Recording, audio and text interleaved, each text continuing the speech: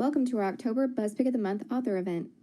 We're thrilled to have Lauren Groff and Gail Burnett here to talk about Lauren's latest book, Matrix. But first, let's get to know them both a little bit better. Lauren Groff is a 3-time National Book Award finalist and best-selling author of 3 novels, The Monsters of Templeton, Arcadia, and Fates and Furies, and the short story collections Delicate Edible Birds and Florida. Her novel Matrix is a finalist for this year's National Book Award. Gail Burnett has been a buyer in the product department at Ingram Content Group for almost 20 years. Prior to her work as a lead content manager at Ingram, she was a bookseller at a large independent bookstore in Nashville. Matrix is on sale now and available at your local independent bookstore. Visit indiebound.org to find an indie in your area. Throughout the conversation today, feel free to use the Q&A box to send in a question. We'll have a Q&A portion towards the end with some of the questions here and those submitted at your registration. Closed captioning is also available at the bottom of your screen. On behalf of Indie Book Buzz and Bookfinity, thank you so much for joining us today. And remember to follow Indie Book Buzz on Instagram and visit bookfinity.com for all the latest BuzzPick news. And now, we're pleased to virtually welcome Gail Burnett and Lauren Groff.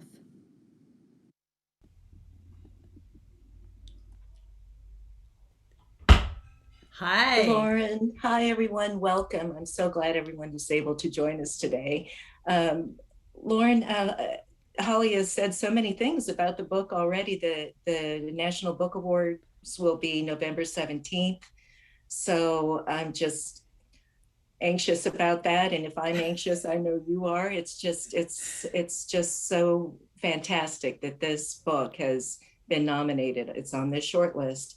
And it has had starred reviews from BookPage, Booklist, Kirkus, and Publishers Weekly, and shot to the top of the New York Times bestseller list.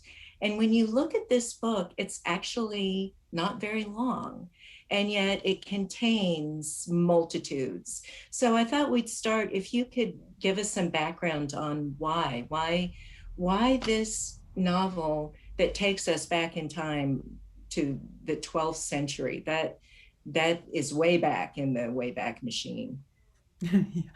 Absolutely. Yeah, it's interesting because I think that it's not something one would think of turning to immediately, the 12th century in the 21st century, right? It's a kind of a strange idea to cycle back into time. But to be perfectly honest, I have been feeling somewhat anxious about talking about the contemporary world, or I had been at the time that I started Matrix, because I didn't feel as though I was able to metabolize everything that was happening fast enough to do justice to the world in an ethical way. And it's not that I know anything more about the 12th century, it's just that because it's so far in the past, that I can actually talk about things that are really urgent to me today, but talk about them slant a little bit to sort of project back into the past and have the past project into the future and have this sort of resonance happening. Right, because the overall everything is still the same, right? There's women have come so far, but we recognize ourselves back in the day as well. So Marie France is the main character, the person whose life we follow in this book. And she was an actual person. And one thing I love about historical fiction for me personally is that it introduces me to something I know nothing about. So I spent a great deal of time looking up the lays that I hope you will translate. I'm going to take a side note here. I hope you will translate those lays, because why not? We've had some great translations by women lately. I'm thinking of especially that Emily Wilson translation of the Odyssey. So, just add that to your to-do list after you're done with all the touring for this book. You could just translate those, because I personally need that. I don't know anything about it. And then the dictionary was my good friend with this book too, because there were so many liturgical terms that I wasn't aware of, and just So thinking about what the women are doing, the scriptrix, is that how you pronounce it? The women who wrote. So anyway, it has so many things going on that I just wondered, there's a liturgical part, there is a feminist part, there is an environmental part, like these great big themes in this one book. So let's go ahead and start with our main character, Marie. She had 3 strong aunts and a very vibrant mother. So she comes, and she was a crusader at a young age. Was that a fact, or was that something you, the what was it called? The ladies crusade? Yeah. The ladies' army. So, well, first of all, army. This project did come out of a failed translation of the Lays. I have been carrying around Marie de France for a very long time. In between writing novels back in the day, I would try my hand at writing another translation, and I wasn't bold enough. I'm thinking of the Maria Devana Headley Beowulf. That's like amazing. And she starts with, in Beowulf, it starts with what, and she translates that to bro. So it's really weird. It's kind of punk. That's sort of the energy that I needed for this, and I hadn't found it at the time. So instead, many years later, I wrote a novel. But so in the Crusades, it's apocryphal. It may actually not be true, but I like the version that is sort of a possibility, that Eleanor of Aquitaine, the great figure, a 2-time queen of both France and England, when she was a young queen of France, did go on the Second Crusade, and she did bring with her a lot of the ladies of her court. And in the records, apparently Turkish historians had written down at the time that these women in the Crusader silks, right, it's white silk with a red cross on it, and they had their hair sort of flowing and their swords upraised, and they had these images of them coming down a hill on horseback with their swords upraised. And it's such a glorious vision that even if it's not necessarily true in the historical record, at least it's in the apocryphal historical record, and I was able to import it into my book. And I did that a couple of times with a couple of other things that were sort of iffy historically, but I took them because I loved the story, or I loved the image or the idea. I think we could do that now, couldn't we? Are there some places we could show? I'm allergic to horses, but I could take a Benadryl and get on the horse. I'd be happy to carry a sword, believe me. I would be very happy to do Where would you go? Oh no, we can talk about this later. Yeah, we can talk about that later. But you started the book in, was it pre-pandemic times or? Mm-hmm. Yeah. So I had an idea to write about Marie de France since college over 20 years ago, and then I couldn't figure out how, right? The translations didn't work. But then I was at this great fellowship at Harvard. It's called the Radcliffe Institute for Advanced Studies. And what they do is they have all sorts of different academics and artists and musicians come together. And the stated purpose for it is to seed ideas from one discipline into the other, which is something that doesn't happen all that often. I find that academia in particular gets a little bit smaller and more esoteric as it goes along. But here it's just a lot of blending in ideas, and you're sitting at lunch with people talking about philosophy, and suddenly someone comes in with this amazing fact about black holes, and you're like, your mind is blown on a daily basis. So I first of all, I saw during that span of time The Women, which is a 1939 film by George Cukor. It's actually written by Anita Luce. And if anyone watching hasn't read Gentlemen Preferred Blondes, it's perhaps my favorite comical novel of all times. It's so good. Anyway, it's an amazing movie because in the movie, the only characters in the movie are women. And the women are really interesting, snappy, funny, wild. But since it's from its time, it's from 1939. Every conversation basically circles around men, and so it doesn't even like clear the very low hurdle of the Bechdel test, right? Like it's like amazing, but also infuriating. And at the same time, I also watched a brilliant friend of mine, Dr. Katie Bugis, who's at Notre Dame, give a talk on the liturgical structures in the manuscripts and sort of the rhythms of medieval nuns. And just these things, all of them, my long ago love of Marie de France and this movie and Katie sort of came together and exploded into a book, even as I was sitting there listening to this lecture, ostensibly working on another book. So the cover, the American jacket for this is kind of perfect for that image of just this explosion of golden vision. I really love that that idea. So yeah, I love this cover. This cover. Every cover I've seen, the British cover is beautiful too. They just everyone is just beautiful. I just wondered if so. Ritual is such a big part of this book, from the cycle of prayers throughout the day at the Abbey to the planting and the usual seasons, and then the liturgical year, Lent. Marie arrives at this desperately poor, just on the brink of failure Abbey at the beginning of Lent. So we start with her there at a grim season to begin with. So when you were writing it, I just wondered, do you have a ritual of your own, or did your writing practice become more ritualized as you were working on the novel? Yeah,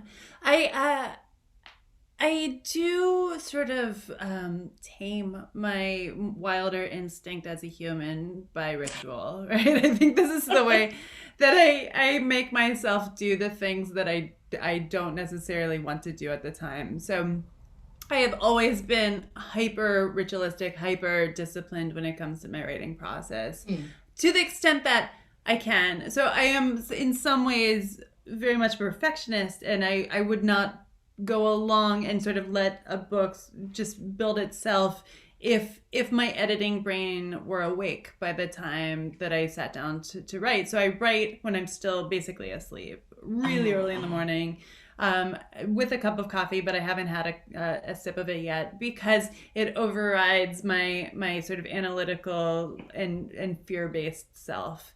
And then other things too, I mean, I have to exercise during the day, during the writing period, because that's a different kind of writing for me. If I'm going for a run, I will run and think about the book, and then sort of through the body actively come to solutions for the book as well. So it's just, I have so many rituals that it's almost bizarre. If someone were to sort of trail me during the day, they'd be quite bored and bewildered. But I like the idea of the rhythm of the running also folding into the rhythm of the writing. It really is true that the brain and the body, they're all, whether we're aware of it or not, actually they're all working in sync. And if you can just listen, it's actually it can turn into something wonderful like this has. So there were so many wonderful quotes in here. One thing that happens is that Marie develops a skill of her language and a kind of subterfuge. So she doesn't have to deal with the men who are her superiors. In fact, we see so few men in this book, and they're really at a distance, and they're not very attractive. We've got the stonecutters and then her superiors of the church, but Marie manages to flip the story somehow. So they are asking her to do something, and then she turns it into like she's doing them a favor. I really like that idea. And that if you could talk a little bit about women in this story, and how I think as women, we need to do this a lot. We have this language skill to try to work some of us do, to try to work the conversation in a way that it works out in our favor. But she was an educated woman, first of all. So, she had that to begin with. And then, so could you talk a little bit about that? How she not only could write in Latin, but she developed a scriptorium. I don't know if it's really called that, in the Abbey, so those women could write for customers at a cut rate. Yeah. So you brought up a lot of things I am very excited to talk about. The first is that, I was thinking very much about how at least at this time, women were not in any kind of narrative, right? So, or the chronicles of the time, unless they were saints, and then there were hagiographies written about them, or they were queens, right? And by dint of being queen, they're only interesting relationally, right? Because of their sons, their husbands, their fathers. That's what makes them interesting to chroniclers of the time. And so I thought, going into one of the many drafts that I wrote through this book, what if it was sort of flipped? I mean, in most narratives, women exist only as a sort of a vague shadow, sort of drifting without definition along the wall, right? And what if I were to make men into a vague shadow drifting along the wall? So even though there are mentions of groups of people, or nobody's really specific. I've never put a specific man in the book. It's not because I don't love men. I love men, right? I got 2 sons. I got a husband. It's fine. We love the men. We love the men, right? Like, it's fine. You can still read me, men. But it was mostly because I thought it'd be an interesting way to build a world that's commenting on something that actually happened historically, and then sort of, in a way, I wanted it to be somewhat subversive. In fact, my first readers didn't actually see that there were no real men in the book. Until I was like, so about this part, what do you think? They're like, oh my God, this is great. So there's that. But also, yeah, Marie is hyper intelligent, and she's hyper well educated. She speaks obviously multiple languages, French, different varieties of French, because France was not a unified place at that time. Eleanor of Aquitaine spoke her own Languedoc, right? And then there's Languedoc, and there's other different dialects, Breton, and then Norman. And so everyone had a different language. And then English, right? Very old English was very, very different at the time too. And of course, the Normans came over and conquered England. And so the upper class had an English French, which was very strange sounding to maybe the French. And then there's Latin, right? So all of these languages are in a kind of a gnarly little knot there. And Marie is able to go through them eventually to learn enough English to get along with the people under her. So I was really fascinated on the way that we use language and are used by language, right? So it is a power, and it subjects us to its power in a very profound way. And I saw a parallel with language and power itself, right? I mean, power does the same thing. It acts transitively also upon the subject. And so what I was really fascinated with was how one uses language and power intentionally, but also how the way they both sort of seep into you and they change you unintentionally, right? So there's this, it's almost like, this is a commentary in some ways about capitalism, in some ways about empire as well. And I sort of feel like the tools of empire, the tools of capitalism, money, language, power, these are all things that infiltrate you even without your knowledge that they're infiltrating you. So it was very intentional that Marie was able to sort of float through language, use it, but also have it be used upon her. Well, I almost lost you. So it's really true that she did not want to be at this abbey. She knew she was made for better things. And yet she takes this group of women who are outcasts, basically. They are there. One of them was missing a nose. They are just not good for anything. They're not marriageable. And they were in the abbey itself, made to do occupations that didn't suit them. So she sees what each one can do and switches it up. She can see what is in front of her and builds the abbey into this amazing, it's almost like this shining light upon the hill, because she's got a woman there who's an engineer at heart and is delighted to do that, and women who can write, and women who are really good with animals, can understand what animals need, and it becomes this thriving city unto itself, because she can see the talents in everyone, and that is her own talent, to see what is in the air there. So she doesn't want to be interfered with. It's like that there's kind of a prescient moment where part of the barley field is bad, and so they burn a ring around it. And that's exactly what she did, building the labyrinth around the abbey. And it was so well done, because she had this really smart engineer woman who could do it, and women who were good with the animals to tear down the trees. So let's talk about the labyrinth for a minute, because a labyrinth is not just a labyrinth, right?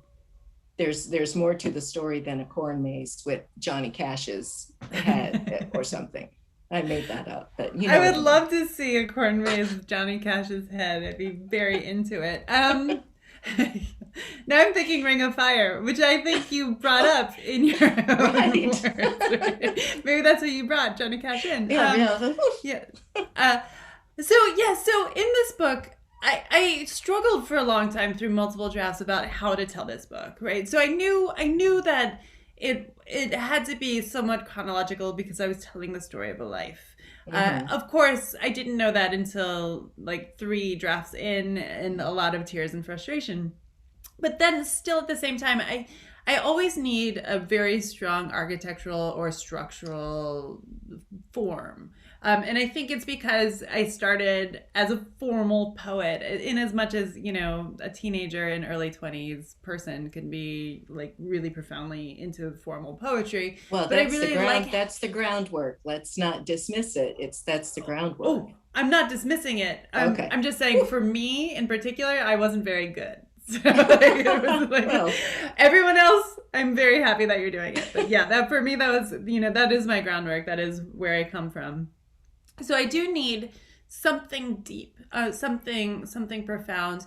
And it wasn't until I kept seeing the cathedral, in the Cathedral of Chartres, which is a wonderful cathedral. They have, from that time of Marie, they have stones inset into the floor in a unicursal labyrinth. And it's very, very beautiful. I actually have a stamp on my desk that is sort of, I don't know if you can see it. That's my unicursal labyrinth. So it's very beautiful, and it just kept coming up over and over again. It's supposed to symbolize the pilgrim's trip to Jerusalem. It goes back and forth, and so it has these little lobes in it. And it's, and in some ways, to me, it looks a little bit like a brain or one's thought process. This is the way that I think, in sort of loops and curves, and I never get directly to the point. So it just kept coming up. I kept seeing it, and then I heard another apocryphal story, a really great one, about Henry II, which is Eleanor of Aquitaine's second husband. When he was younger than Eleanor, and after she had had all the babies she was going to have, he had a mistress named Rosamond. And the big story about Rosamond is that he created this labyrinth bower garden and put Rosamond at the center of it in order to keep Eleanor of Aquitaine out, right? So that she couldn't enact her vengeance upon Rosamond. But of course, nobody is as canny as the queen. And if every society is misogynistic, this one was particularly misogynistic. So, I mean, they all thought of her as being kind of evil. So she did end up... in the story, getting in and killing this Rosamond person, poisoning her because she died very young. But as soon as I saw that, and then kept seeing this cathedral, the labyrinth and the cathedral over and over again, I thought, aha! I finally have my form, right? So even though it's a single path through a life, it intentionally goes through patterning and doubling back and ideas that cycle in and out upon themselves, and you come around, and then the end point is the only end point that we can ever get to, right? Right. It's sort of, I sort of invoked time in my deep structure of this book. And so Marie in the book, she builds a big labyrinth around her abbey. And I mean, this was when she becomes abbess. First she starts as prioress, and then she becomes abbess. I really wanted her to be basically a business person, because these great abbesses at the time were incredible business people. They had to be. They were in charge of so much land, and they had to be literate and numerate. They had to be able to deal with management, right? So in some ways, this is a story that's very deeply about business, criticizing business in some ways, criticizing the way that it gets into you, and it becomes a competing narrative with possibly more spiritual or more loving stories. But it seemed to me to be a way to physically demarcate the Abbey as this one realm of business for Marie, and to separate it from the world, and to put her stamp almost like this on the world in order to keep everyone else out. And so it became both a motif and an underlying structure for the book. Right. Also, her seal, her wax seal that she presses into her book, it's the same. So it's not just the wheel of time. You know, the sun is often depicted as a wheel in those the olden days, but it's a nautilus shell. You are, while she's aging, you're still revisiting her unrequited love for Eleanor of Aquitaine, and her relationship with animals, her relationship with her own body, and how complicated that is. That's a labyrinth unto itself, right? So I just love that part. So I'm talking about the plot maybe too much, but I was trying to think of, if I were a nun in that abbey, which occupation could I do? So the only thing I could be would be the scriptatrix. Did I say that? Scriptatrix. Right? Sure, you can, whatever, however you want to say it is fine. I don't think I could be out there digging around, you know, or hauling trees with horses or any of that. But what, I guess you would be the writer too, Lauren. You're not going to be. No, I don't know. I'm very physical. I probably would be out in the fields. Like, my people are farmers. So I probably would have been a farmer. Okay, I'll stay in the house and write, and then you can bring in the cabbages and the barley for me. I would not be the cantrix, because I cannot sing, for sure. Oh, okay. See, anyway. Now, the other thing that I loved when my kids were growing up, they were thinking always about surnames that are occupations, right? So Taylor, Cooper, and then here I cut it out of the galley. The spinster nuns are spinning their yarn, of course. The Webster nuns weave the cloth. A Webster is a woman weaver. See what I've learned? I mean, it's just amazing. Baxter is a woman baker. Right. I didn't know that. So you've taught me so much, and I appreciate that so much. So you'll be outside and I'll be inside. So, and some of these other quotes, she thinks, Marie, that is, for it is a deep and human truth that most souls upon the earth are not at ease unless they find themselves safe in the hand of a force far greater than themselves.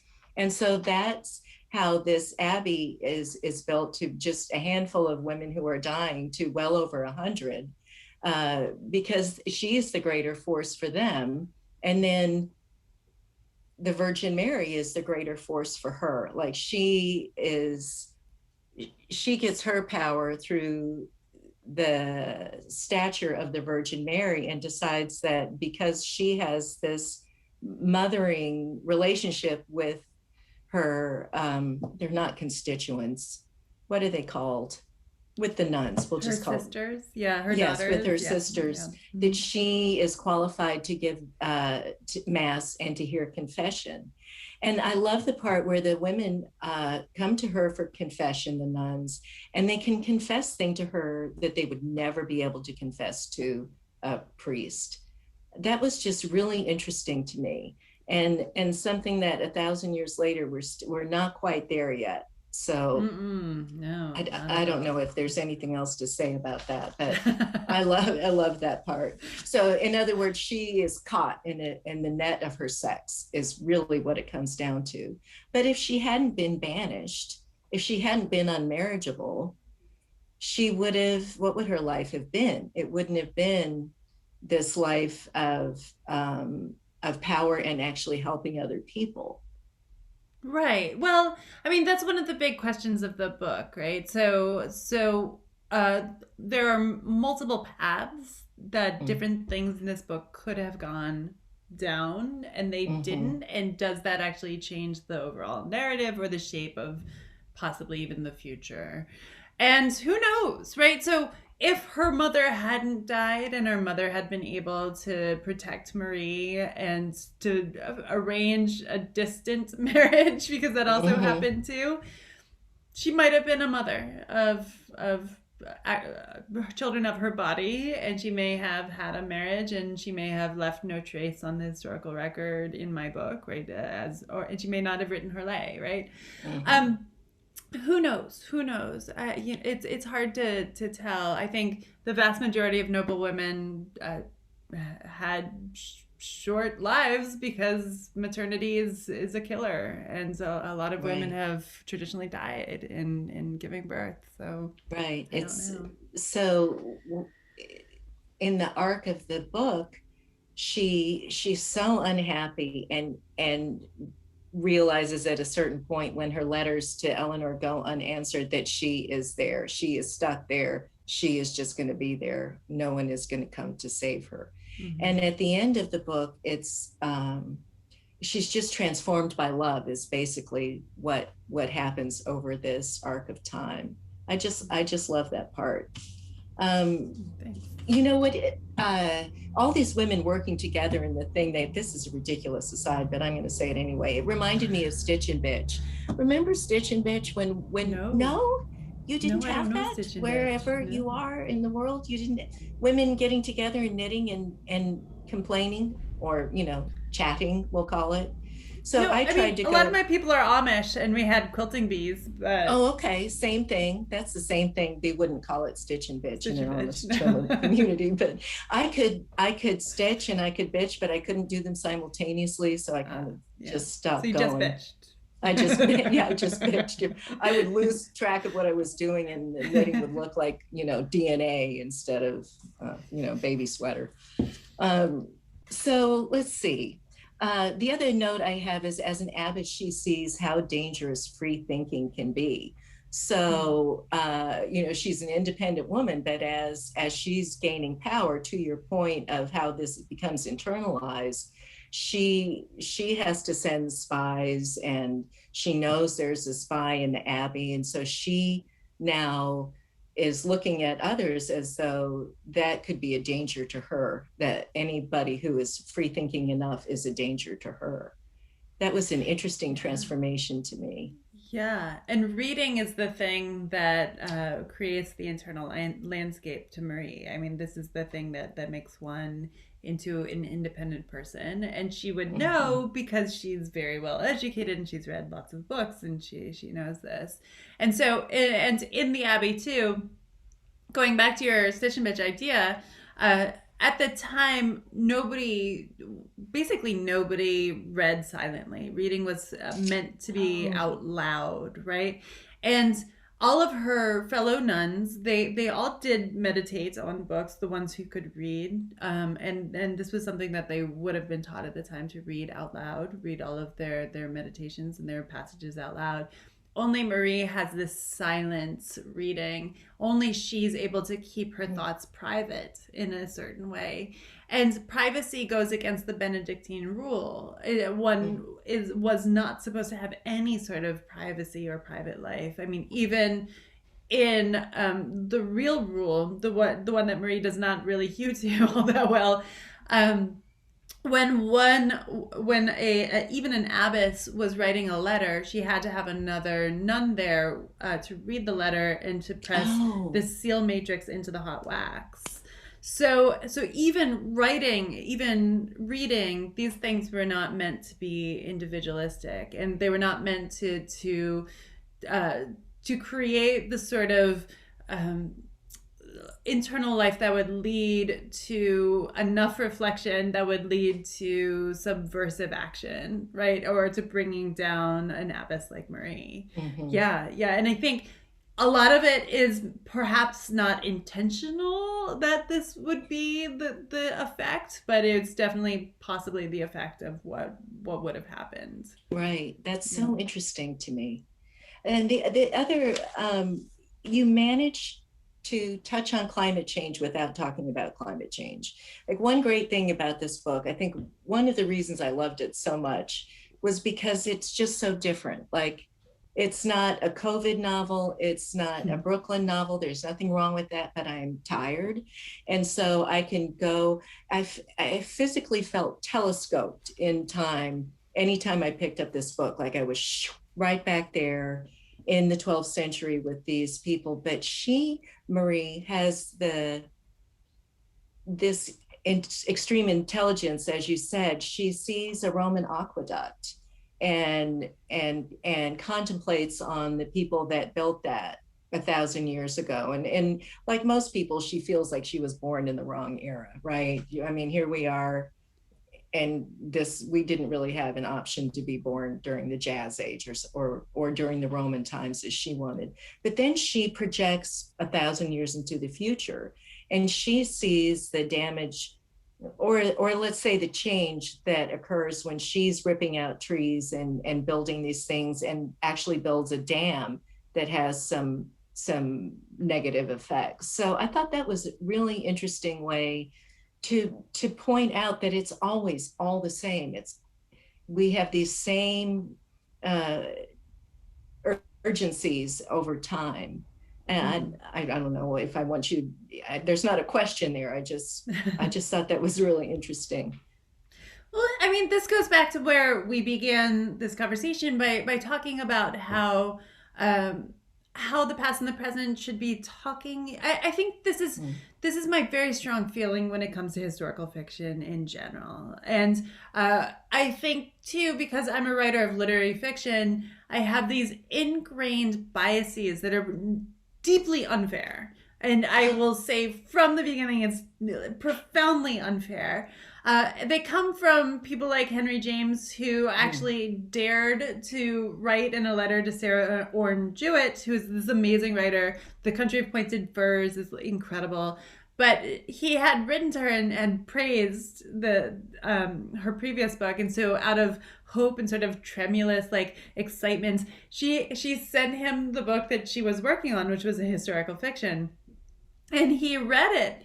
And you can look at this up online, this letter that he wrote back to her that's like, listen, no matter how good a writer you are, historical fiction is utterly suspect. It's corrupt at the source. You'll never be able to adequately rebuild in the reader's mind the way that people actually thought and were at the time. So it's immoral to begin with.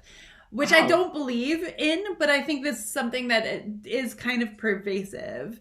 And I think it's pervasive because one believes historical fiction, when it's not doing its job, in my mind, this is debatable, is escapism. I don't want it to be escapism. I never wanted it to be escapism. I wanted all of my books, I hope, are deep engagements with the world as it is now and as it was in the past. And yes, my vision to the past is somewhat speculative because I was not a medieval nun, right?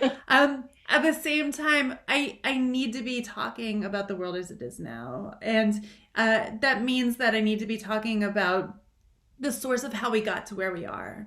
And part of how we got to where we are is deeply related to the Church of the Middle Ages, when the Church went out into the Crusades and sort of empire was expanding and building outward, and this idea of, in Genesis, of God giving man, and to a lesser extent in the Bible, Eve, Adam and Eve, dominion over the earth, Mhm. it has been perverted into domination, right? And Right. so I think that looking back at time, talking about that leads directly to where we are standing now, which is on the precipice of, climate catastrophe all over the Right. world. Yeah. Which didn't just happen overnight. It's been a No. long Yes. process, right? Yeah. Because Anywhere people, there's humans, there's climate change. I mean, we right. are, if we build a fire in the forest, we're changing the climate. Mhm. Right. Yeah. Yeah. Well, I just love this book, Lauren. Thanks, Gail. Let's see. What should we talk about what you're working on next? Or is Sure. there a plan? Or I know that you have had a pretty long virtual and in-person book tour, and that you have more coming up next month. So you may not be able to have your strict ritual of writing. I don't know do you write on the road? I try to, but I let myself not write well. So, Oh, that's smart. Yeah, I mean, this is actually a rule that I have. This is one of the rituals that I have just in daily life, which is I have to show up for the work every single day, and I have to actually sit down and write for at least an hour. But if it's not good, it doesn't matter. If it's not going to advance the book at hand, I'm still thinking about the book, and even if the words that I'm putting on the page are not keepable, that's totally fine, because it's coming back in contact with the ideas and the characters and the people, and it's sort of building a subsurface kind of story that Right. that And may not be visible. You're thinking about it. Yeah. Right. So It's yes, just I like write every you day. can run Yeah. you can run every day, and not every run is spectacular. No. Yeah. You can Right. eat dinner every day, and some of it, sometimes it's cereal, right? And that's Right. fine Oh, too. yes. Yeah. Yes. Oh, I love cereal for dinner. I know. So let's see. I want to check. I have a few questions here from the audience. Um, Rachel asked, what was the process of condensing such a long life into a novel, and how did you decide what to feature? Yeah, it was an immense process. So I knew from the beginning that I wanted this book to be swift and not short. I didn't ever want it to feel too thin or too short. I wanted it to be capacious in a small amount of space, like really whip-like in a way, because otherwise you can founder in a lot of the historical details, sort of the joy of the research, which I do love very much. But I was sort of going along the Penelope Fitzgerald, the Blue Flower model, and not necessarily, though I love them, the Cromwell novels by Hilary Mantel. Right, I wanted it to be tight. So what I do always with all my novels so far is that I just write a ton of drafts. Get to the end, throw it out, start over again. Get to the end, throw it out, start over again. And this is helpful to help me find that underlying structure. But it's also helpful because in the interstices between drafts, I lose the things that I would have clung to preciously, and if they're not living, they're not alive, they're not full of blood or heat or spark, then they just go away between drafts. And some of these things, I thought were utterly essential at the very beginning, but over the course of this cathartic set of waves that just washes everything out, I end up with things that are actually truly living, that are actually truly speaking to the book that I'm trying to write, or the sort of platonic ideal of the book that I'm trying to write. They just spring into their own. Emer says, you set your books in drastically different periods. What draws you down different historical avenues in your books?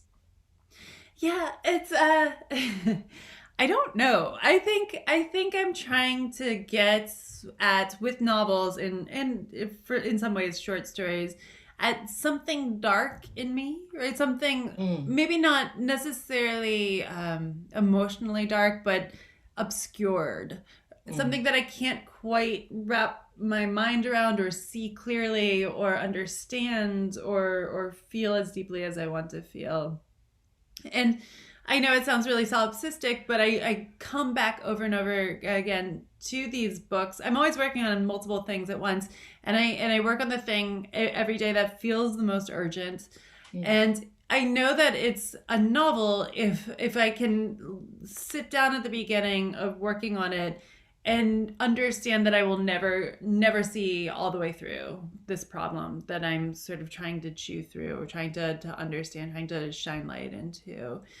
And so I think with this particular book, I was thinking a lot about power, female power in particular. We were in the middle of the Trump presidency. Hillary didn't become president.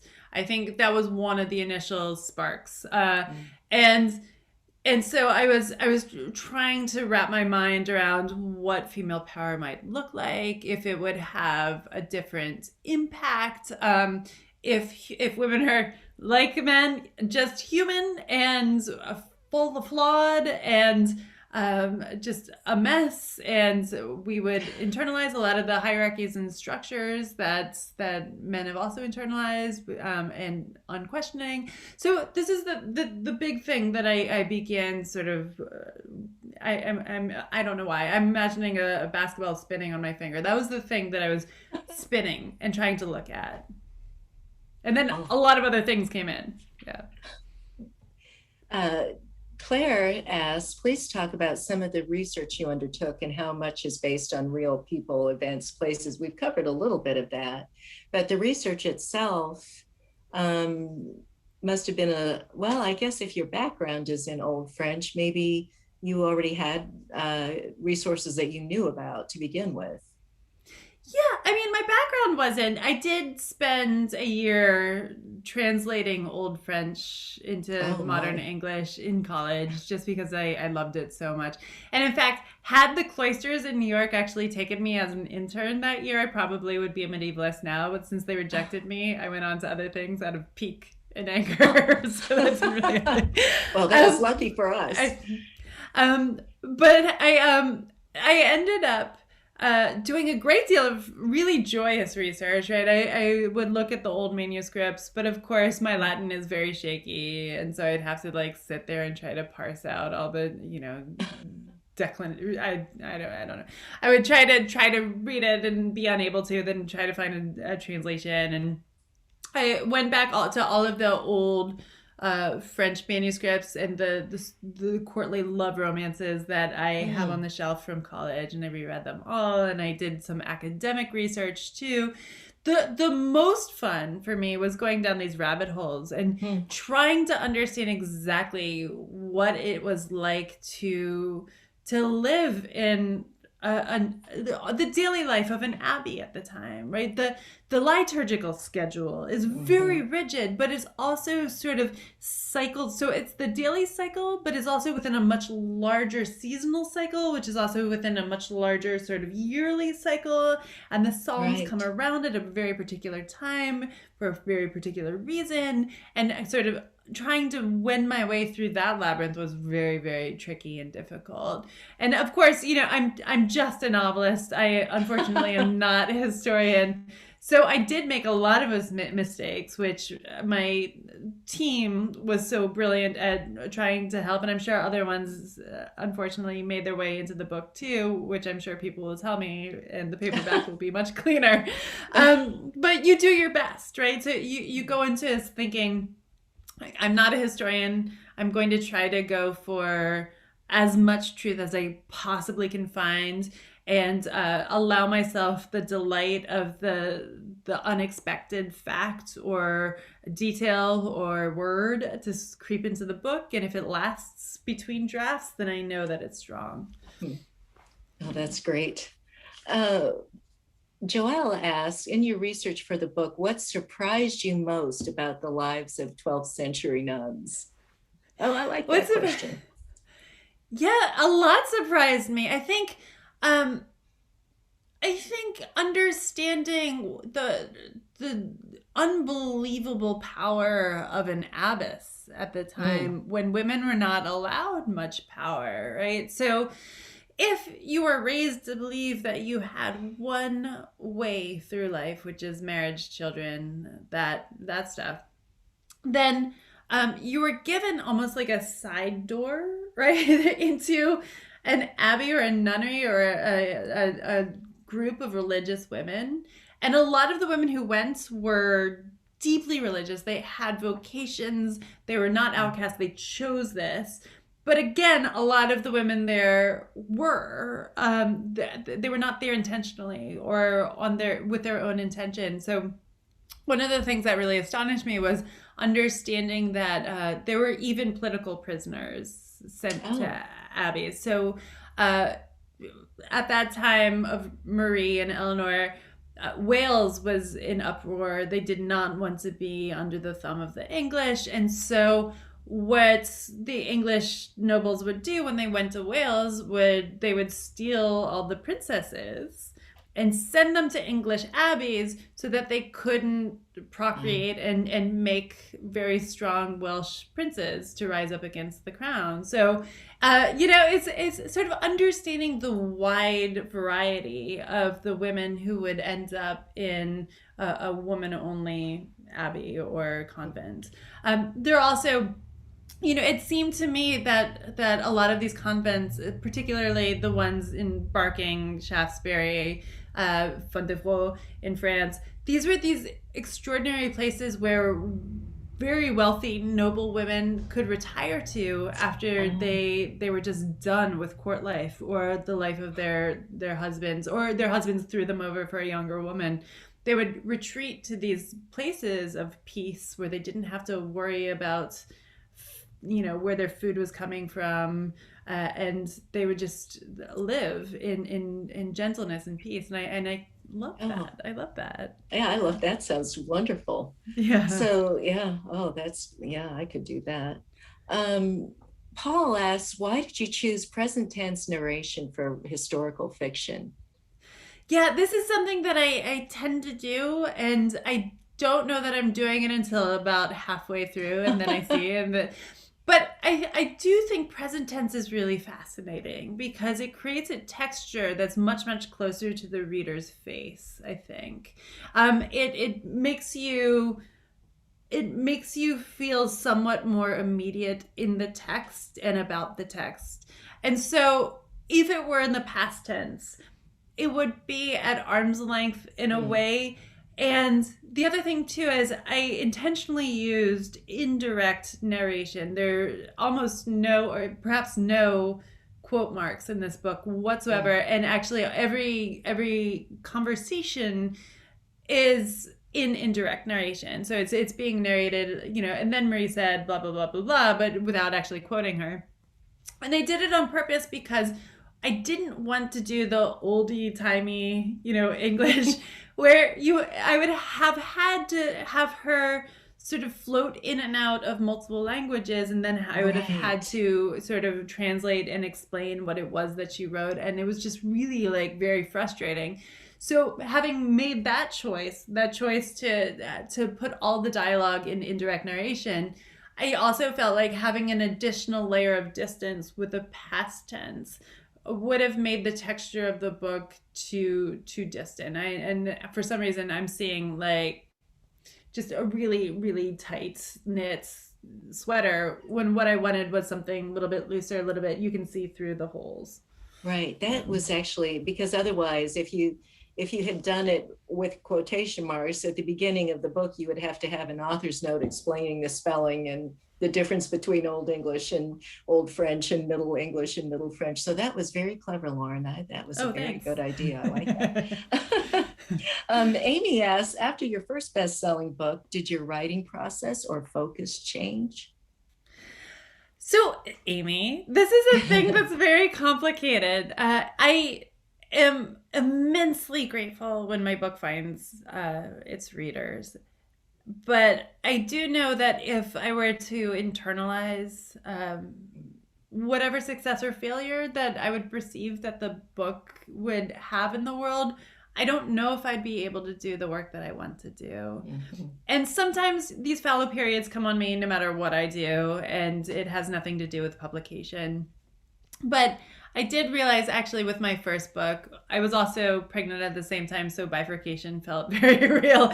Right. But what I do is I actually do separate into two very distinct people. And I know this sounds really bonkers, but there's the author, the person talking to you right now, the person who wears makeup and actual clothes, like pants. I'm actually wearing pants. And then there's the writer. And she's being protected by the author, who takes all of the praise, but also all of the criticism, and is the public face. The writer is this person really far away and really internal and very vulnerable. And if any word of praise got to her, then it would all be ruined. Right? So the author protects the writer from the reviews and from the public, because I'm afraid if you get too close to the public, then you kind of write with that person in mind. Like would President Obama, for example, like this book, the way he thought, Fates and Furies, I think was the book he thought was the best book of 2015. So you have to, I get that, you protect the writer, you the author. I would have embarked on a 12th century nun story if I thought about pleasing Barack Obama, right? Like it just like I wouldn't. I mean, I love him, right? But there's no way I would expect him to pick up a book on 12th century nuns. Right. So you have to really protect that space, build a citadel around the vulnerable or writer. Even a labyrinth. Or a labyrinth all the way around the vulnerable writer. All the way around the writer. Take those trenches, burn those trees. Yeah. So, and finally, Julie would like to know about your writing practice, and does it include a critique group and beta readers? Yeah. So yeah, I do. I write a lot of drafts, and then I finally get a draft that I feel isn't the worst thing I've ever done. And I also write longhand the whole way through up until the very end, which is really good because my handwriting is egregious. And so in the translating from the longhand page to the computer screen, I have a very hard time reading. And so really felicitous, beautiful ideas float in through the cracks of the way the light gets in, as Leonard Cohen says, and I'm making cracks in the work. So after I get that, I have a number of beta readers, and sometimes they change, but I have a very, very solid core group.